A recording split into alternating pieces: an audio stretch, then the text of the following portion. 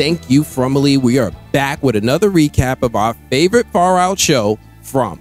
I'm your host with the most, Anthony, and we're picking up right where we left off last week in the aftermath of Boyd killing one of the creatures.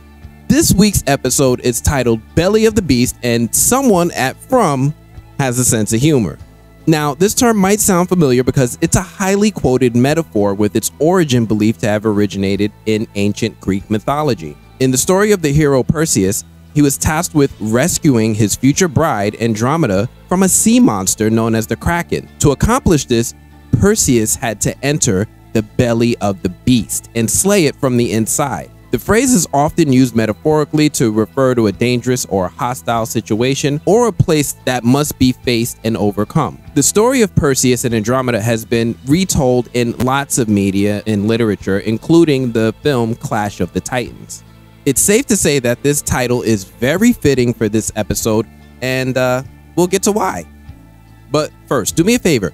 If you're new here, please consider giving this channel a like and subscribe to keep up with the weekly From analyses and breakdowns, and enable notifications so you're able to watch these videos right after the episode airs. And you can check out our coverage of movie news and reviews. This week, we're picking up with Christy and Fatima in the basement of the clinic, with Christy confirming that Fatima is pregnant. Fatima confirms that she hasn't told Ellis yet, and Christy is doing her best to support her and reassure her because she has a third-year medical student to guide her through this process. There's nothing to be afraid of. Kenny walks into the room and lets them know that the sun is coming up. Fatima decides to end the conversation as they definitely have more immediate issues at hand, and everyone heads upstairs. The major thing about heading upstairs is that they need to take a look at their new roadkill named Smiley laid out in front of the clinic. They walk outside and get what I think is uncomfortably close to this monster to get a good closer look. Once they see it, they begin debating on what to do with Smiley's body. Kenny is first and wants to burn it, burn it, burn it, burn it, burn it. I don't know about everyone else, but I'm with Kenny on this. Just the sight of this thing in the middle of the road makes my skin crawl.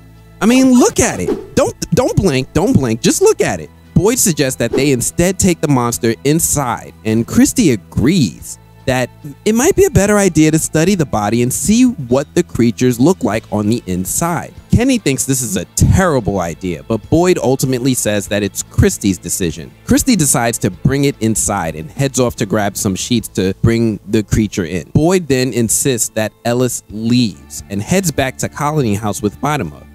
Why? So the people from Colony House don't come to the clinic to check on Ellis's condition. Why? Because Boyd wants to keep it a secret.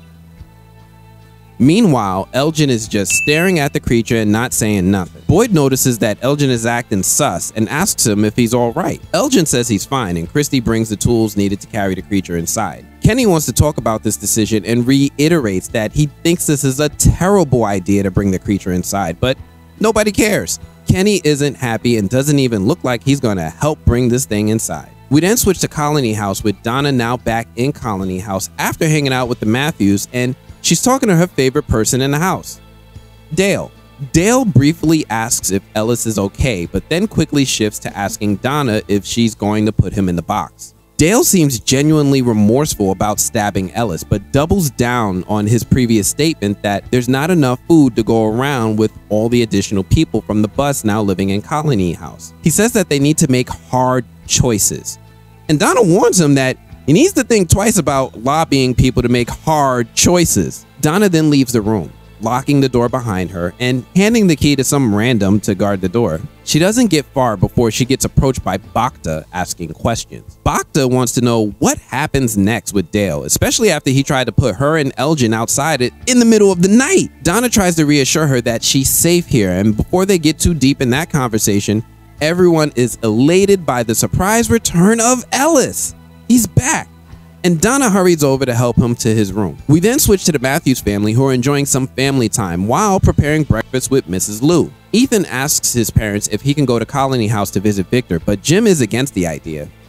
Tabitha thinks it's okay, and Jim immediately wants to step outside with Tabitha to have a chat. Tabitha and Jim step outside, and Jim is immediately on her about how he felt Tabitha was undermining his decision for the kids not to go to Colony House. Tabitha asks, then what does Jim want to do? Lock them in the basement? She then reminds Jim that he took Ethan to confront his attempted killer, like yesterday. So the idea of Ethan going to Colony House doesn't seem like a big deal in the grand scheme of things. Jim explains that his real concern is about how he heard a voice on the radio, and Tabitha says that he's wrong. Jim is 110% concerned that they're being observed, and Tabitha seems skeptical that he even heard a voice at all. She then questions if Jim is even sure what he heard was a person, and Jim seems confident but rattled by her legit question. Tabitha is done talking and heads inside while Jim stays outside alone in thought when he almost gets hit upside the head by a drone whizzing by his ear. The camera pulls back and we see Randall holding the controls for the drone from the top of his new condo. We then switch to Boyd, Kenny, Christy, and Marielle having just finished bringing the monster into the basement of the clinic. They begin preparing to examine this thing, and Boyd asks Kenny to check in Mrs. Lou's storage to see if there are any supplies that they can use for the examination. Kenny still isn't on board with this idea and brings up a valid point that the worms and Boyd's arm killed that thing. So what happened to the worms? Before Boyd can even try to answer, Marielle excuses herself out the room and promptly throws up. Now, this is a result of her withdrawal from substance abuse. It's a whole thing. Kenny finally agrees to check for supplies in the shed after seeing Marielle's condition. We then switch to Randall and Jim, with Randall giving Jim the quick 10-second tour of his new digs. Randall kind of apologizes for the drone flyby, and Jim says that it's fine, but he has something more important that he wants to discuss. Jim thanks him for helping him in the basement the other day, but Randall gives him some sass, mentioning how Tabitha wasn't even in the basement, and Jim got 2 guys killed in that house for no reason. Jim brushes it off and pivots by asking Randall to take a walk with him outside of town. And then your boy, not Chris Evans, starts throwing some haymakers and goes, "What, you want me to help you find your dog? You sound like one of those perverts that hang out at the playground." And Jim, like his kids Ethan and Julie, has nothing. No comeback, nothing at all. Jim just asks, "What is wrong with you?" and tells Randall that he wants to show him something that can get him home in time for his nephew's birthday. And I have to say that we might have a new challenger for the champ, aka Jade. Your boy not Chris Evans got some good ones. We then switch to Victor and Ethan, and it looks like Victor is measuring the distance of the trees to Colony House again. This is a study that we've seen Victor complete before when he showed Ethan the faraway trees. Ethan asks if the trees moved again, and Victor is not trying to be his friend at all. He tells him to go away, and it's safer for you to stay away from me. Bad things happen to my friends here.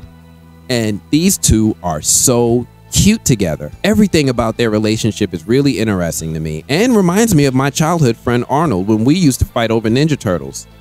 It's so childish that it's adorable. Ethan's feelings are hurt because Victor doesn't want to play with him. Victor suddenly has second thoughts about telling Ethan to leave and seemingly has a change of heart. Victor starts talking to Ethan a bit more before inviting Ethan to help him measure the distance of the trees from the town. Ethan is pleasantly surprised and happy to help. We then switch back to Marielle and Christy, with Marielle going through hell with her withdrawal. Christy is doing the best she can to be supportive and take care of her. We see Boyd walk back into the clinic to bandage his hand after cutting it open to kill Smiley. Christy offers to help Boyd with his bandage and begins to talk to him about when she met Marielle, that Marielle had been sober for over a year. Christy is feeling guilty for Marielle's relapse and then starts expressing regrets about bringing the dead monster inside the clinic. They let each other know that they're both scared about what it is they plan to do, but they seem to agree to move forward. We then switch to Jade, and oh shit, Jade! Here's someone we haven't seen in like a full episode. Not only do we see the return of Jade, but Jade also has a new fit. Something I've noticed that it seems like some of the characters wear outfits that correspond with their job or role on the show. Jade in this instance looks like a Midtown Manhattan bartender, including the prerequisite chest window. There's a knock at the door. Don't worry, it's daytime. And Jade just throws a light championship jab with, "You know it's a bar, right? You don't have to knock." And man, yo, I can't wait for Jade and Randall to share a screen.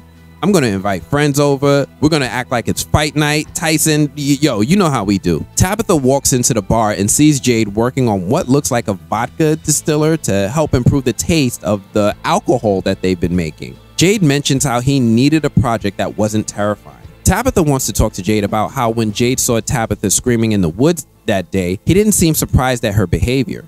Tabitha wants to know why. Jade jokes a bit, but then admits that Jim had found Jade in the woods like that once.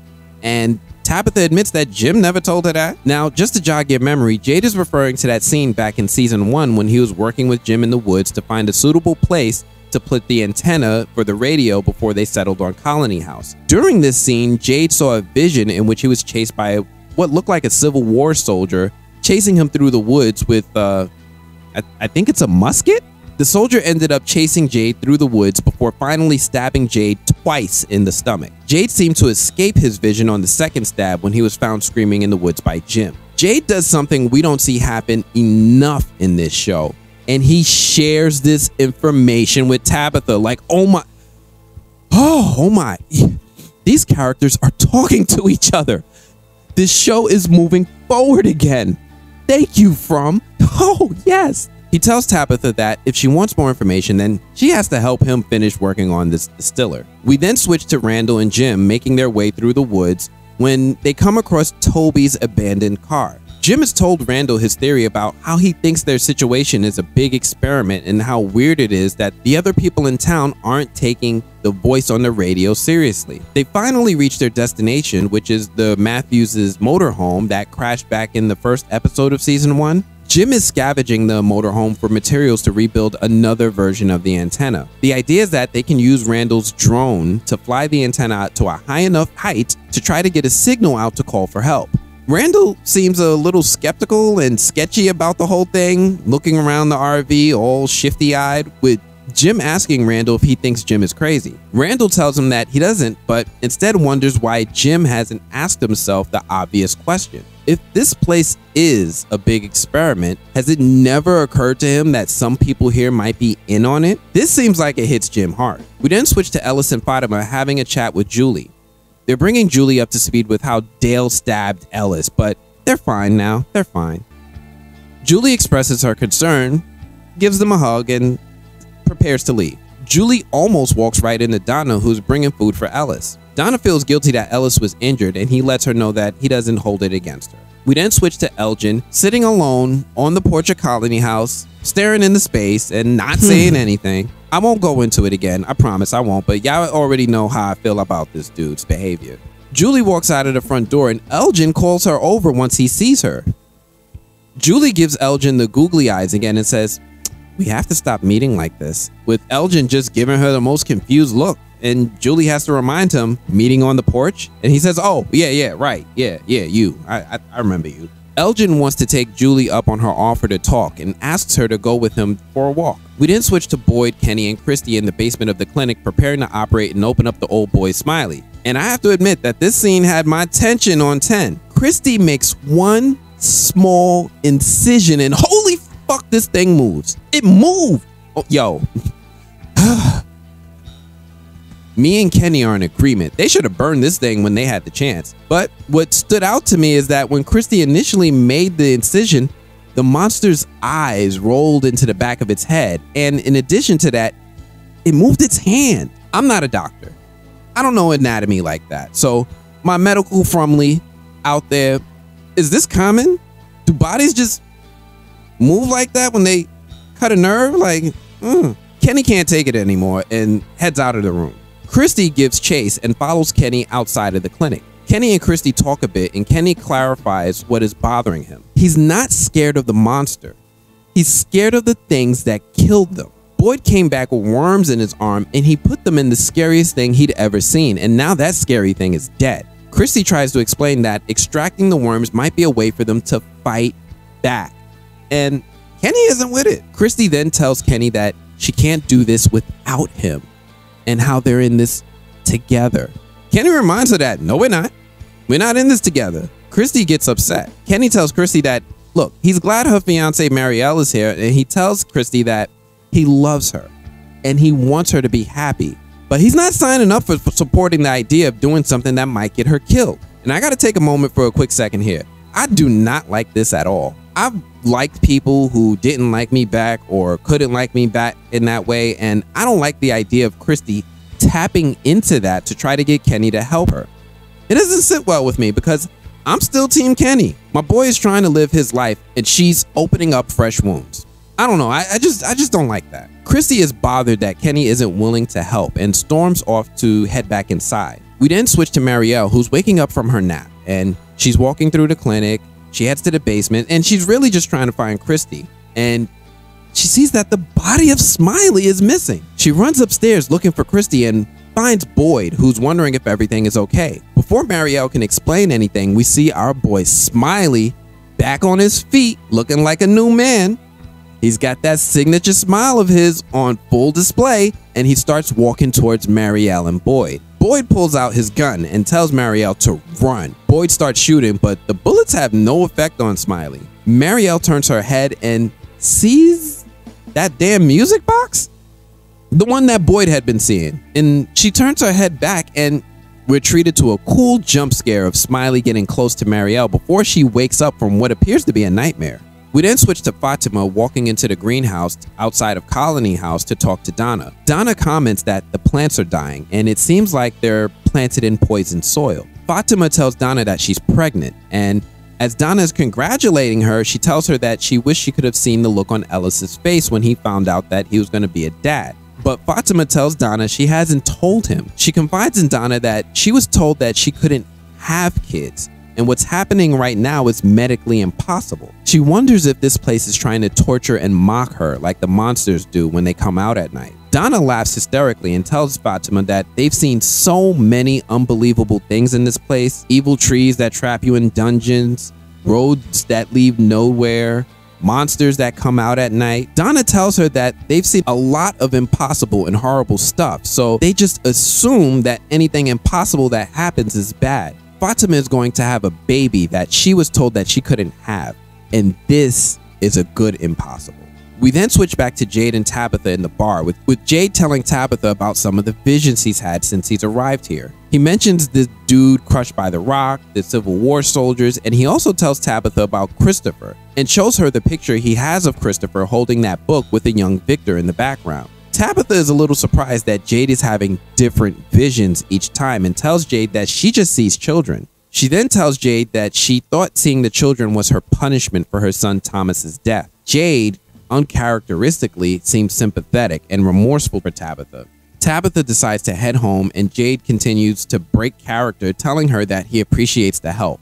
On her way out, Tabitha sees Christopher's book on the table and tells Jade that she's seen that symbol on the walls of the tunnels. And Jade is like, what tunnels? We then switch back to Victor and Ethan, who are still measuring the trees. Victor mentions how the trees are losing their leaves and how that normally doesn't happen here. Ethan wonders if it's bad that they're losing their leaves, and Victor mentions that when things change here, it's usually bad. We then switch to Christy and Boyd finally making some progress on examining the dead monster. Kenny surprisingly joins them right on time, and they're able to remove the chest off. Surprisingly, what they find is exactly what you would see in a human being, except everything is shriveled up and dried out. Christy is bothered because there's no living fluid inside the body, with Christy stabbing the creature in frustration until out of nowhere, she punctures the gallbladder and bile starts to leak out. They take comfort in finding something. We then switch to Elgin and Julie talking about what Elgin saw the night before when Boyd killed the monster. Now, didn't Boyd tell this dude not to tell anybody?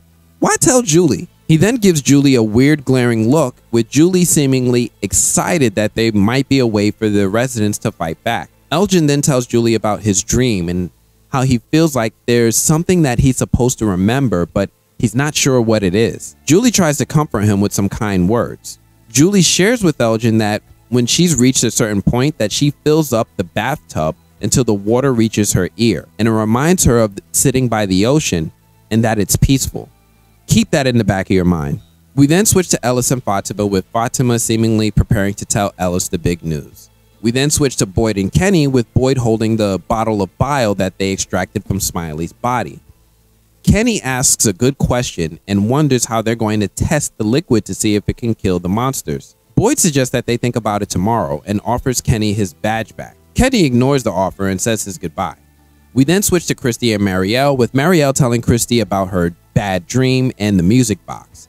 She mentions that Boyd is giving her his nightmares, and they share a tender moment. We then switch to Elgin laying in a tub filling it with water, a lot like how Julie described. He's letting the water fill to his ears when out of nowhere, he hears and sees that damn music box. He's then pulled underwater and he looks like he's drowning when the damn credits roll. Like, what the f? Here. They stopped here? I can't get jiggy with this. This episode is tough, especially following such a strong episode last week. This episode is a lot slower and maybe it's cerebral, but it's definitely moving at a different pace than what we got last week. I'm really happy that we have some of the characters talking to each other, with Jade and Tabitha exchanging information and Boyd working with Christy and the others to look inside the dead monster's body. But yo, I hate cliffhangers sometimes.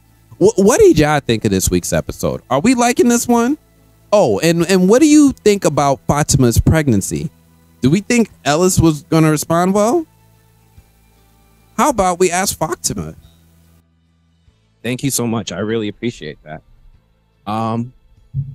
So I'm very excited to speak with you. I don't know if any of the other cast have warned you, but I ask really hard questions.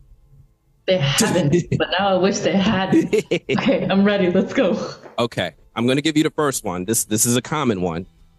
To the best of your ability, please tell me, why is this show called From? You are asking a hard question. I think my theory is that it's who and what situation and what location they're coming from, and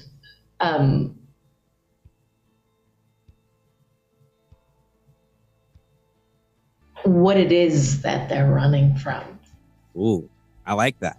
I like that a lot. Okay. Now I'm going to ask some. That was a great start. Thank you. Now, Fatima, we just recently found out on the last episode that her character is pregnant. It seemed like that she's going to, kind of explain that to the rest of the folks in town. How do you think audiences' perception of Fatima will evolve as her pregnancy storyline unfolds? Warned you. I think that the people that were like, why is she so happy all the time, are gonna get a treat, because in my head, at least, nothing good can come from it. But I'm also excited to see if it is just a normal child. I mean, that's one more person that she has to be protective over. And I can see, like, especially in the real world with all the shitty things that are happening, I wouldn't want to bring a child into it, just because I don't know if I'd be able to protect them from it all, and not being able to do that would kill me inside every day. Which, now that I'm saying that, Fatima's already a little dead inside, I'd say, in comparison to season 1. So I'm excited to see what effect that could have on her. Okay. And just, I can see the audience being a lot more suspicious of Fatima, though. Yes. Because of the child. Yes. Yeah. And just so you know, that's a healthy fear. The fact that you have that fear means you are ready to bring a child into this world. That means you have the right mindset. But that's another conversation.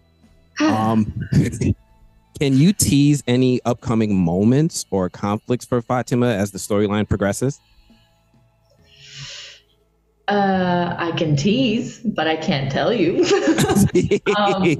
I can tell you that there are some nice moments that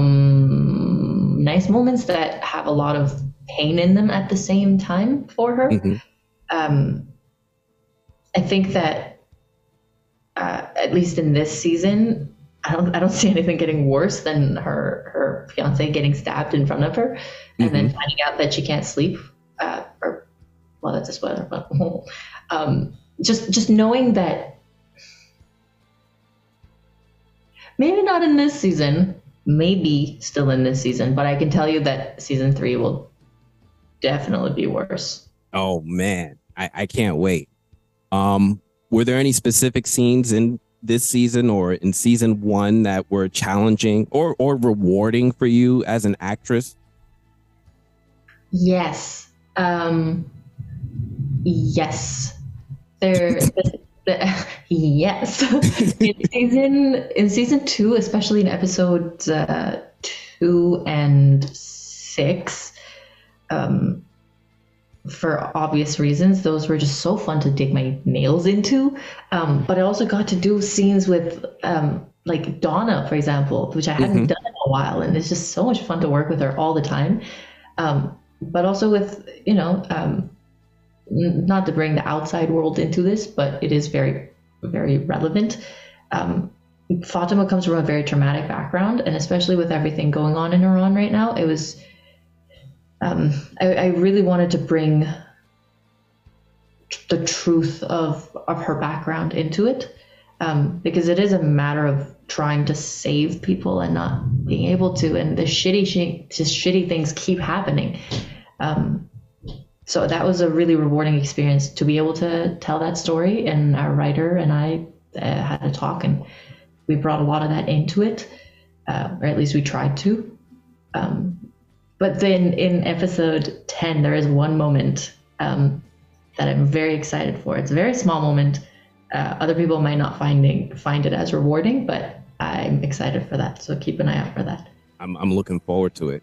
Now, you touched a little bit on what was about to be my next question. Can you share any insights into the creative discussions? Like, is there a collaboration with the show's writers regarding your character? How does that really work? Yeah, there is. Our writer, John Griffin, he's very open to what you think of the characters. We were talking this one day, and he was talking about how, he created the character, but now we're working to watch them grow together. And I really love that, because it's not often that you get a say in what happens to your character. And he's just so open to it. He just takes what you say and runs with it and creates the most beautiful thing, and it's so special. That I'm very, very appreciative of. Thank you so much for that. I know you're very busy. I know you've got other things to do today. Thank you so much for your time. Me and my audience, we really appreciate it. I don't know if you've heard about this before. I've been doing this thing online where I've been trying to encourage people to take the From challenge. Basically, I tell people if they watch the first 7 minutes of the first episode, they will decide if they're going to be hooked. I'm going to be pushing this on social media. I hope that some other folks can see it, and I hope that it helps to continue this show in the future and to grow the audience. So I just wanted to share that with you. That's amazing. 7 minutes. That's all it takes. If you are a little bit intrigued, a little bit curious, then you have to finish the season. I've gotten at least 20 people at my job. I have my audience is growing because they're taking the From challenge. It's been a really rewarding experience. Oh my God. Thank you for doing that. That's amazing. No problem at all. But again, thank you. And thank you so much for listening to that interview. I'm also curious about one more thing.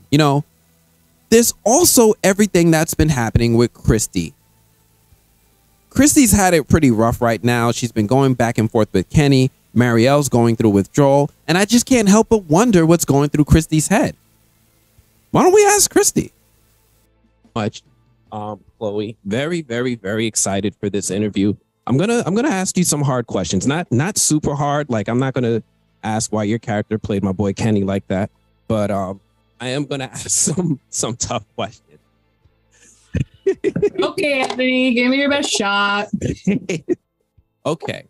My first question, I was really curious. Like, Christy's a really complex character. She's very educated. She's one of the main characters. How did you prepare for this role, and what research did you do to fully understand your character's perspective? I just really leaned into the fact that I'm actually also a nurse in real life, and trusted that was going to be enough to serve a lot of her. Yeah. Honestly, okay. I was nursing kind of full-time peak pandemic. So I was basically plucked from one hellscape where the monsters there are microscopic, killing people, to this hellscape of From, where the monsters are a little more visible. So I think so much of her inner world stems from, being able to pull from experiences being responsible for a lot of human life, and what's required of that, and the emotional suppression that you have to do, and putting your own feelings away to be present and to do your job and to be focused and to not let the stress of it override your ability to save life. So leaned into that a lot. Well, that was the major thing, I'd say. Thank you. I did not know that you were helping and on the front lines in 2020. So first and foremost, thank you so much for everything that you did for us and for us as a country during that time. From is growing a lot in popularity right now. I know season 1 was really cool. Season 2 is really taking things up to another notch. I'm really curious, how has this show changed you as an actor or person, if at all? Yeah, good question. I think what's possible has opened up for me a lot. I think I feel a little more expanded in terms of other things to do in film and television as well, not just acting. I think being on a show for 2 seasons, playing the same person for 2 years, taught me a lot about discipline and maintaining a character arc. I think it's interesting in season 2, I felt a lot of resistance internally because I was trying to lead with where I was coming from as Chloe, which is what I did in season 1, and it worked. It made sense for the writing, and I did the exact same thing in season 2, and I was like, why is this is wrong? And it's because we're picking up where we left off. I've changed in some ways, like Chloe has changed, but Christy hasn't. We're picking up literally right when we left off. So it was like kind of a really good reflection for me in terms of like technical acting, to be like, oh, right. No, you can't always lead with where you're coming from. You have to stay disciplined to like where we are in the story. So that was kind of cool. And yeah, I started directing. I made my first short while I was shooting season 1. So I just like what was possible just seemed a lot broader and bigger. And because all my time wasn't being occupied by nursing anymore, I had more space to embark on other creative things. So yeah, it's changed a lot indirectly in that way. I'm really curious. Yeah. I'm really curious about your short, but I'm gonna hold that for a second. Yeah. What do you think is Christy's biggest flaw, and how does that affect the story? Yeah, I think she is constantly navigating her internal conflict is choosing her heart or choosing her duty to the town. And I think she has a really hard time choosing her heart first a lot, which can result in people getting hurt, which is kind of what we start to see in season 2 as well. I think she holds a lot of responsibility to the town. She's taken that on so that it's given her a sense of purpose. And I think in order to survive in that town, you need to feel like you have a sense of purpose. But that can sometimes go too far and you lose sight of who you are and your own feelings and how they affect other people. And I think that's definitely something that we start to see in Christy season 2 is she's not so good at navigating that. She's not so good at explaining her feelings. She's a bit avoidant in that way because she's conditioned to be since she got there in order to do her job. So yeah, a lot of emotional suppression and an inability to really communicate how she's really feeling to those she loves. Okay. So I hear you, and I hear, your passion for the character. I hear your passion for nursing. I hear your passion for directing. What's the one thing that you, Chloe, can geek out about for hours? Oh man, honestly, probably food, like eating and food.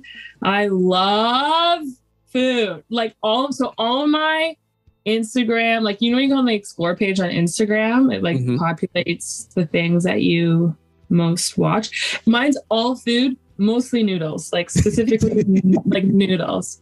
I love to cook. I love to eat. I could talk about eating and cooking all day long with anybody who's willing to listen. Yeah. Well, that's relatable. I totally understand that. Well, thank you so much for your time. I know you're very busy. I really appreciate everything that we're seeing from your character this season. I can't wait to see how the season ends and what more we get from your character next season. I really appreciate your time. Thanks, Anthony. Thanks so much. Great chatting. Good afternoon. Thank you. Bye. And that's it. That's it. Thanks, I promise that's it. That's all we have for this week's episode. Listen, do me a favor. If you guys are new here, you like these From breakdowns, you enjoy our videos, please, please, please, please, please, please, please, please hit that like button. Make sure you subscribe, turn on those notifications. This way you can join us every week as we break down From weekly, and you can be part of the FROMily. Otherwise, I'm going to have to check you guys later. Peace.